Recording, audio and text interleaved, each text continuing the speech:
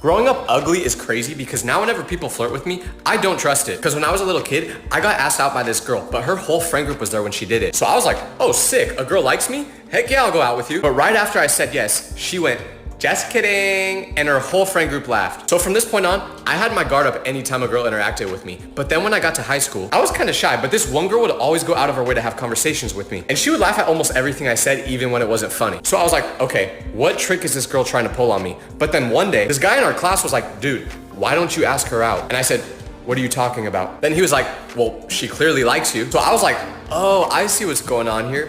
You guys are pulling a prank on me. So I just stopped talking to her completely so I wouldn't get embarrassed. But then last week, I randomly saw her and she was like, yeah, I totally had a crush on you in high school. But it's too late now because she's engaged and I still have nothing.